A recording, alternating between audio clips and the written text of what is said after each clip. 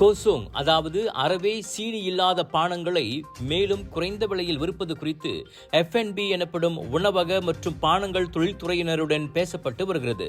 பெரும்பாலான உணவக நடத்துனர்கள் அதனை வரவேற்றிருப்பதாக உள்நாட்டு வாணிபம் மற்றும் வாழ்க்கை செலவின அமைச்சின் KPDN துணை அமைச்சர் ஃபுசியா சாலே தெரிவித்துள்ளார்.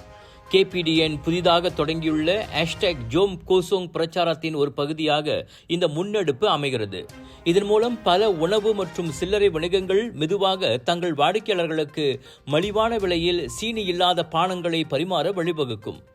உணவக பானங்களிலிருந்து சீனியை நீக்குவதற்கு குறைந்த கட்டணம் செலுத்துவதன் மூலம் வெளியில் சாப்பிடுவது விரைவில் மலிவானதாகவும் ஆரோக்கியமானதாகவும் இருக்கும். இந்த #ஜோம் கோசோங் பிரச்சார இயக்கத்தின் வாயிலாக வாடிக்கையாளர்கள் முதலில் சீனி இல்லாத பானத்தை தான் ஆர்டர் செய்வர். தேவைப்பட்டால் மட்டுமே சீனியை போடுமாறு கேட்பர். காரணம், தற்போது கூராங் மானிஸ் என ஆர்டர் செய்தாலும் கிடைப்பதென்னவோ மானிஸ் தான் என துணை அமைச்சர் சுட்டிக்காட்டினார். இந்த இயக்கத்தில் மலேசிய இந்திய உணவக நடத்துனர்கள் சங்கமான பிரிமாஸ், மலேசிய முஸ்லிம் உணவக நடத்துனர்கள் சங்கம் பிரேஸ்மா உள்ளிட்ட தரப்புகளும் இணைத்துக் கொள்ளப்படும் என்றார் அவர்.